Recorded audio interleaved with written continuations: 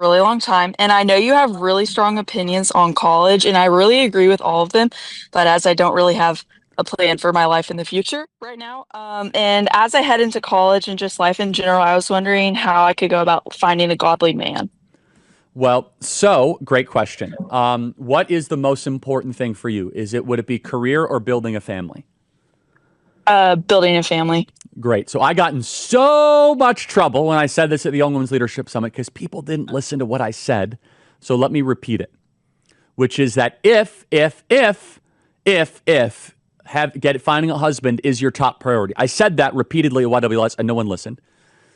If it's your top priority, then you should go into college with the intent of the MRS degree. Now, people laugh all the time, which is, of course, finding a husband. And people laugh all the time. I say that's a great reason to go to college if that is your top priority. There are a lot of godly men. If you go to any SEC school, yeah, a lot of them are degenerates.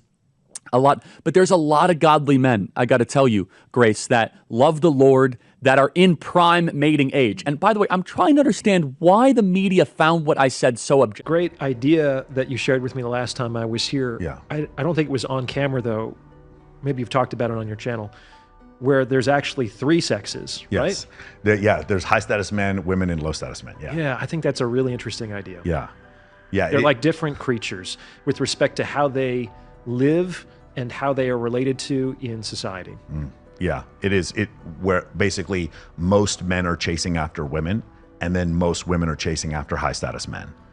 Yeah, and you hear that in most of the arguments that feminism makes. They're still looking at the top 0.0001%. Why are all the presidents historically Male. So I feel like I was born to have this conversation, so I'm actually very excited about talking about this. So let's talk about this argument that women should marry young, right? Now, Charlie Kirk says this white dude walking around to all the campuses. This is not for us at all. But I do think that there's this like pseudo, it's like a sub conversation that's happening that's trying to like talk to everyone. It's not talking to everyone, but there's some attempt to like talk to everyone. So it's like, oh, this is actually all women. It's not all women. It's a few women who the women who they are talking to, or how can I say this? Let's roll back. So it's like all it's the idea is all the women. It's not all the women though. Charlie Kirk is talking to a particular group of women, and I think he's right to an extent. So, and here's the part where I feel like I've been watching this, and it's actually really sad.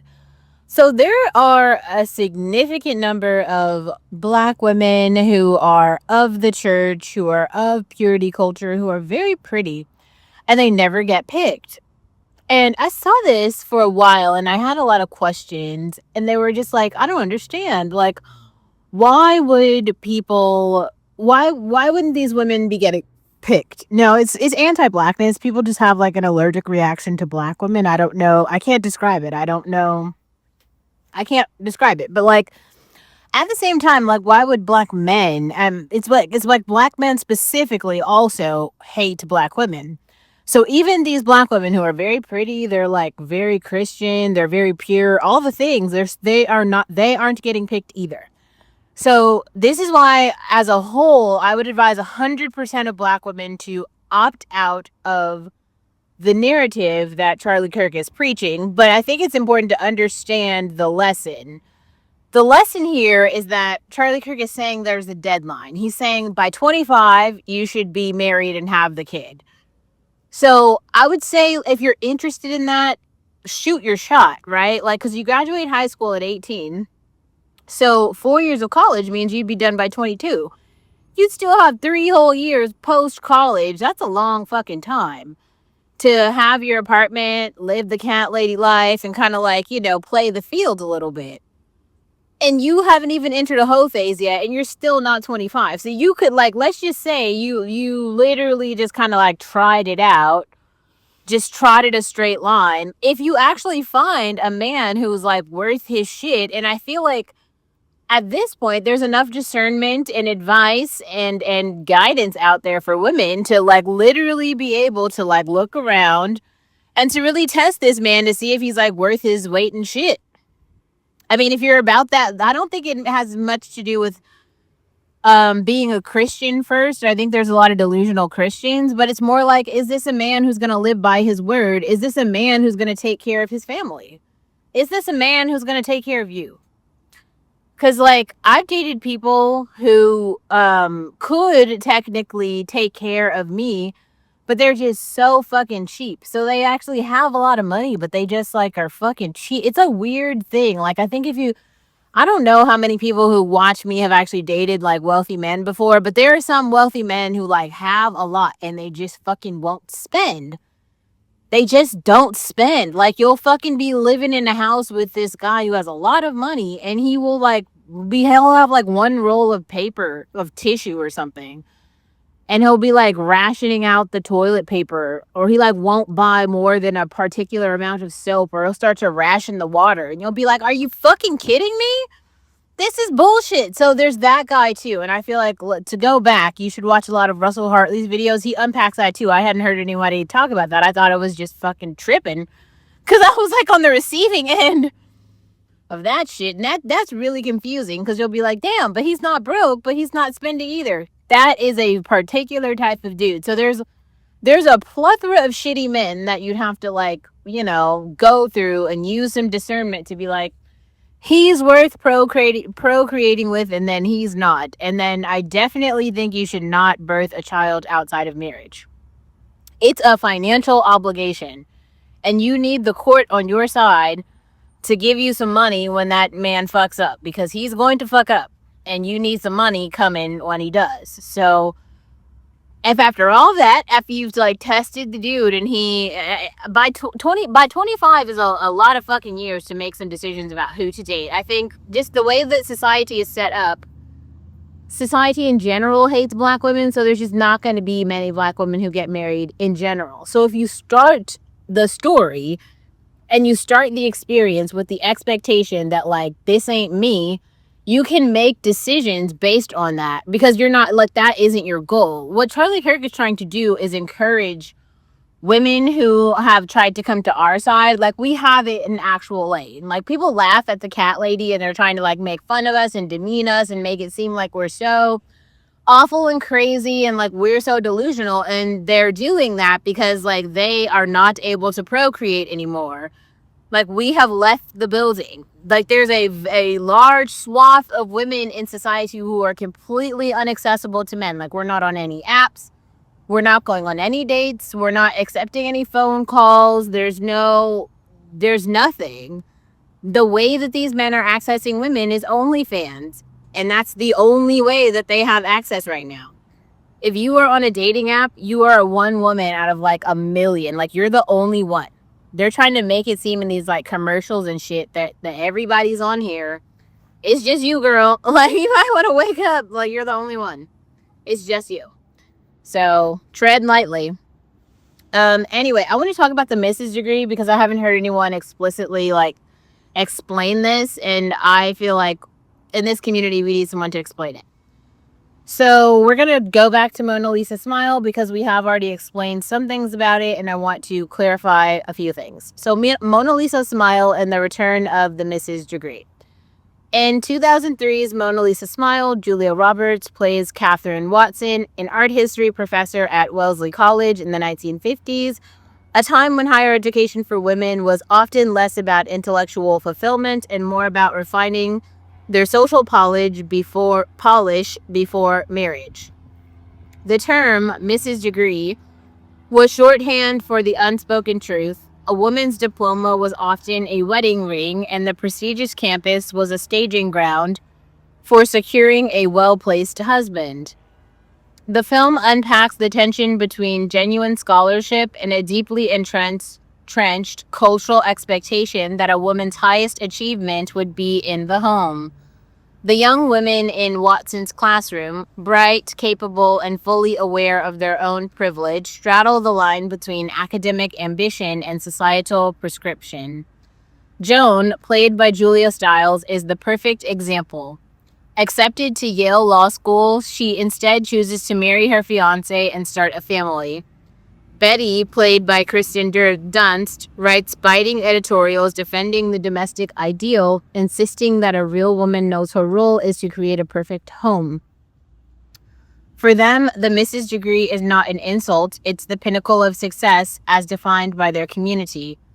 Watson's presence is disruptive because she is not invested in upholding that ideal. She challenges her students to see marriage as one choice among many, not the inevitable end. Yet Mona Lisa's Smile doesn't vilify marriage, it critiques the absence of true choice. The Mrs. degree in the 1950s was less about personal preference and more about a pre-written life script that even the most intelligent women were expected to follow. Fast forward to today, the conversation around the Mrs. degree has resurfaced in unexpected ways. In a cultural climate where feminism has expanded career possibilities for women, there's a subset of young, educated women revisiting the appeal of strategic marriage, not out of obligation, but out of a conscious cost-benefit analysis. The rise of hypergamy discussions online, tradwife aesthetics on social media, and Ivy League students openly talking about networking for spouses has made the Mrs. degree feel oddly contemporary. The difference is framing.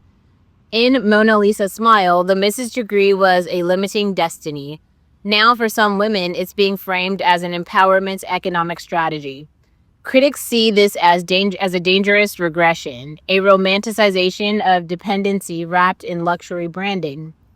Supporters argue that in an age of brutal job markets, inflated living costs, and widening class divides, one's social and educational capital to marry into financial security is simply pragmatic. The parallels between the film and today's discourse are striking. In both eras, elite education is leveraged as much for social positioning as for intellectual growth. Wellesley in the 1950s and modern elite universities share the same underlying truth. The network is as valuable as the coursework. Whether one uses that network for professional advancement or marital prospects, the gatekeeping of opportunity remains. Mona Lisa's Smile also reminds us that personal fulfillment is subjective. Joan's choice to decline Yale Law still stings for viewers who see themselves in her wasted potential. But the film doesn't frame her as a tragic figure, only as a woman whose priorities differ from her professors. Today, the same tension exists. Is choosing marriage over a career inherently limiting, or is it only limiting when it's the default rather than a deliberate decision? There is, however, a cautionary layer that Mona Lisa's Smile makes clear. The women in the film who pursued the Mrs. degree as their sole ambition were left vulnerable when their marriages soured. Betty's own marriage disintegrates despite her adherence to the domestic ideal, showing that even the most successful Mrs. degree graduate can end up economically and socially exposed. This lesson remains relevant for modern women who romanticize financial security through marriage without securing their own safety nets. Bringing back the Mrs. degree as a modern concept risks reinscribing old hierarchies, especially if it becomes glamorized without acknowledging the precarity it can bring. But it also offers a chance to reimagine the idea where a Mrs. degree isn't an endpoint, but a tool with a broader life plan, supplemented by skills, assets, and personal agency. Mona Lisa's Smile ultimately argues for choice, not conformity. Catherine Watson's radicalism wasn't in telling her students not to marry, but in insisting that they confront why they were making that choice. That's the takeaway for the 2020 conversation. Bringing back the Mrs. degree should never mean reimposing it as the singular path for educated women. It should mean reclaiming the right to define success on one's own terms, whether that term ends in Esq, PhD, or Mrs. The enduring power of Mona Lisa's Smile lies in its refusal to give easy answers. It leaves the viewer wrestling with the same questions that animate today's debates. How much of our ambition is truly our own, and how do we measure a life well lived? And in a world where marriage can still shape a woman's economic trajectory, is the Mrs. degree a relic of patriarchy or a strategic adaptation to it?